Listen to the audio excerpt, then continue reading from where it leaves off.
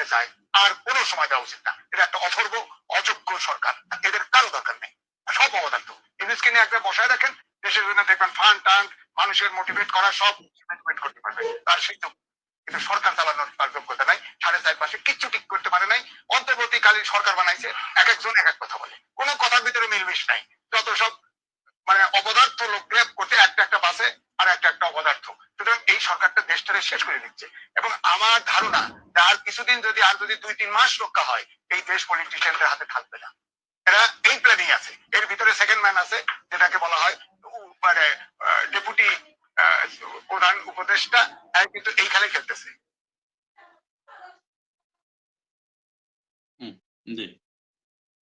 যাই হোক, আমি আপনার হচ্ছে যে এই একটা আর একটা হচ্ছে যে বলছে যে ওই দুই জায়গায় তাদের আছে। আর একটা যে আমি দেখাচ্ছিলাম যে আপনি তো ওটা জানেনই, বলছেন যে এই যে যারা বলছিল যে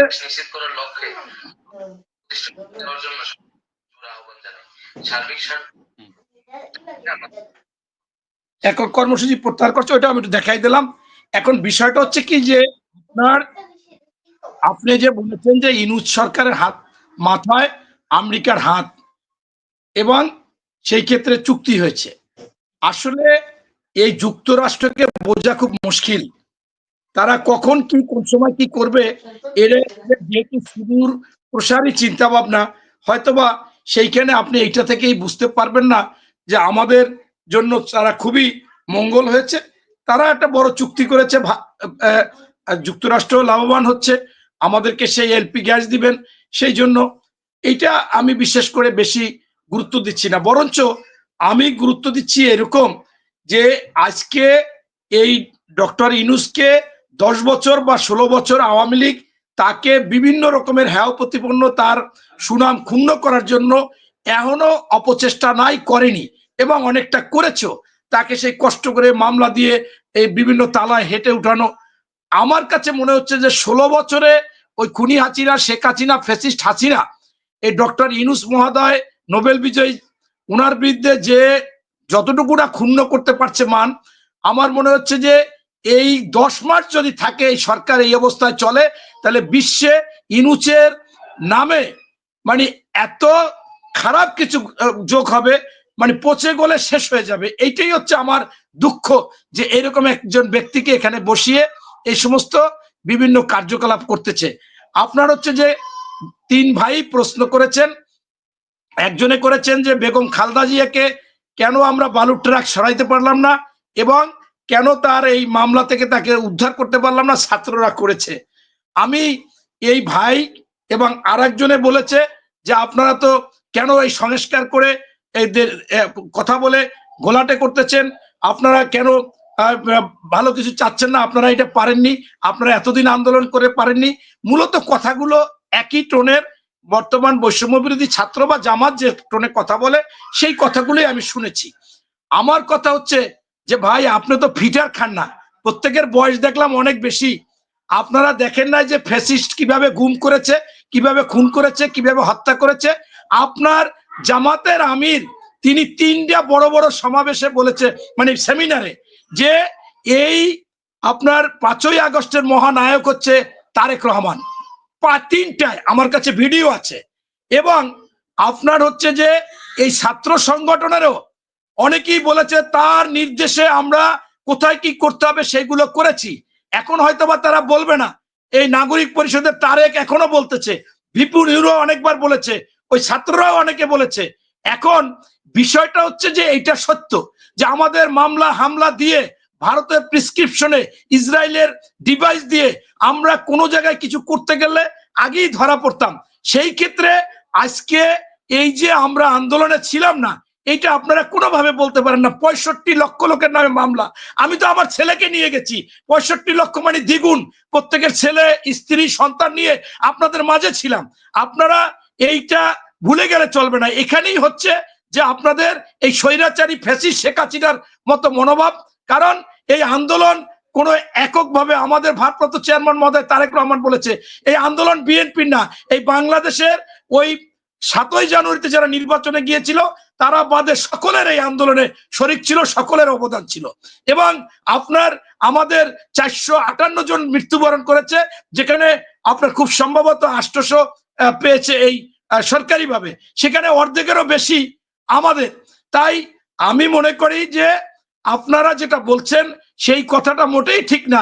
সংস্কার, আজকেও আমাদের ভারপ্রাপ্ত চেয়ারম্যান মহোদয় বলেছেন সংস্কারও গুরুত্বপূর্ণ, নির্বাচনও গুরুত্বপূর্ণ। এখন আপনার একটা সময়সীমা থাকবে না, এটা তো কোনো কথা হতে পারে না। আপনি ইচ্ছা মতো এগুলো বলবেন, আপনি নিজে নিজে দল পাকাবেন। আপনি কি ফিটার খান? আপনি শুনতেছেন না? ছাত্ররা বলতেছে তারা দল গঠন করবে, দ্রুত দল গঠন করবে। যেভাবে 5ই আগস্ট যেভাবে দ্রুত পতন করছে সরকারকে, সেই রকম দ্রুত তারা দল করবে। এই দ্রুত দল গঠনকে ভয় পাচ্ছে বিএনপি। এখানে তো ভয় পাওয়ার কিছু নাই, বরঞ্চ আপনারা ভয় পাচ্ছেন যে যদি নির্বাচন হয় আপনাদের চেহারা সুরাত যে পরিবর্তন হয়ে গেছে। এই ছাত্র বৈষম্য বিরোধী আন্দোলনের আমি নাম বলবো না, বলছে 300 টাকা দিয়ে 10 দিন চলছে, পারিবারিক অবস্থা ভালো না। এখন তারা সকাল বিকাল জামা চেঞ্জ করে, গাড়ি চেঞ্জ করে, জিজ্ঞাসা করলে বলে গাড়ি অমুকে দিচ্ছে, নিঃস্বার্থ ভাবে গাড়ি দিবে। আমাকে তো কেউ গাড়ি দেয় না, একটা রিক্সাও দেয় না, আপনাকে কেন এই প্যারোটো গাড়ি, অমুক গাড়ি, তমুক গাড়ি দেবে? আবার আপনারা বলতেছেন ছাত্ররাই রাজনীতি করবে, ছাত্ররাই ক্ষমতায় থাকবে।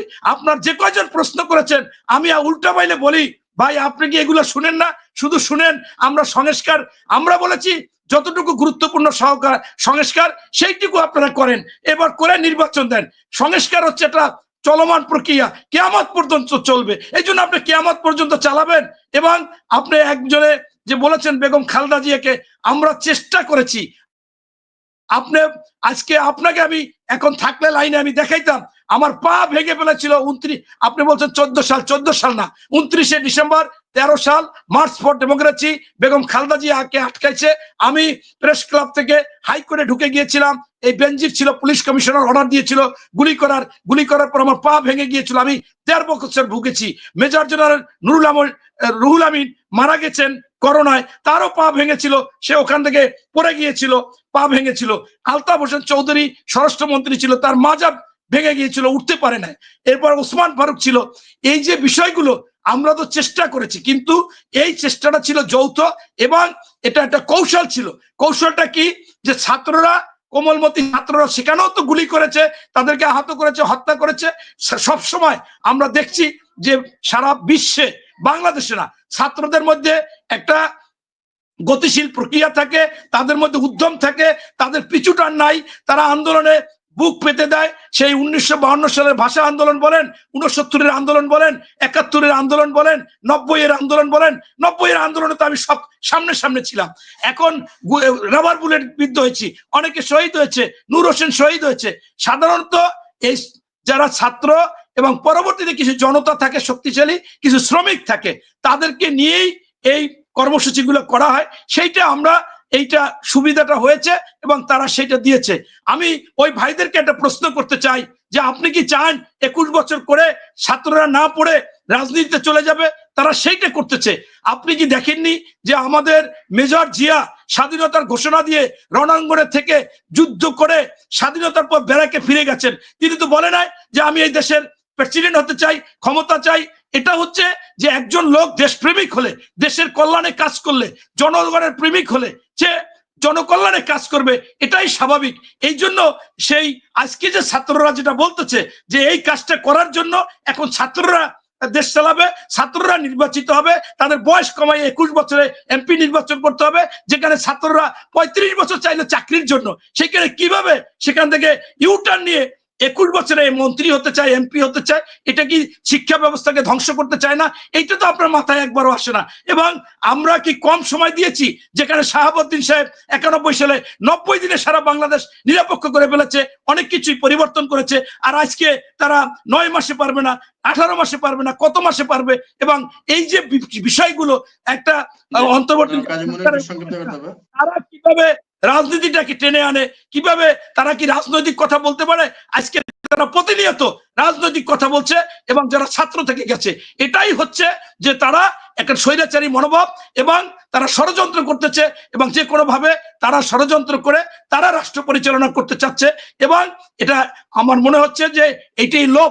আমাদের শহীদ প্রেসিডেন্ট জিয়াউর রহমান স্বাধীনতার সময় নির্লোভ ছিল, নিঃস্বার্থপর ছিল, পরোপকারী ছিল, দেশপ্রেমিক ছিল। কিন্তু এরা এটা দেখিয়ে এখন তারা ব্যবহার করতেছে যে তারা এখন ক্ষমতা চায়, ক্ষমতা লোভী, এবং ইতিমধ্যে তারা বিভিন্ন তদবির বাণিজ্য করতেছে, বিভিন্ন জায়গায় বিভিন্ন লোকের চাকরি দিচ্ছে, বিভিন্ন জায়গায় পদায়ন করতেছে, বিভিন্ন জায়গায় বদলি করতেছে, এটাই তো করতেছে। তাই আমাদের শেষ কথাটা আমি বলবো, জনগণের চাওয়া পাওয়া ছিল বাজার সিন্ডিকেট নিয়ন্ত্রণ করবে, চাঁদাবাজি, সন্ত্রাস, যে দখলবাজ তাদেরকে আইনের আওতায় আনবে। আপনারা বলতেছেন আমরা বলে শেষ, কেন বলে শেষ? এই কাজটা অন্তর্বর্তীকালীন সরকারের, তারেক সাহেব বা অন্য কোন দল বলতেছে তাদের ধরবেন না, তাদেরকে ধরে আইনের আওতায় আনেন। আপনারা বলেন আমরা ছাই, আপনি এটা সঠিক বলেন নাই। টাঙ্গাইলে সেদিন 2 জনকে গ্রেফতার করেছে, জামাত যাই ছাড়িয়ে আনছে, একেবারে মিডিয়াতে দেখাইছে। আপনার এই গাজীপুরে ধরছে, সেখান থেকে জামাত গিয়ে সেখান থেকে আনতে চেয়েছে, ওই একটা শিক্ষা প্রতিষ্ঠান দখল করেছে এইখানে। অতএব আমাদের দলটা বড় দল, আমাদেরকে আপনি বলেন আফসোস নাই, আমরা সহ্য করব এবং আমরা যুক্তিযুক্ত কথা বলি। অন্যরাও করতেছে, আমাদের বড় দল বিদায় বেশি বেশি দেখাচ্ছে। ধন্যবাদ। আসসালাম।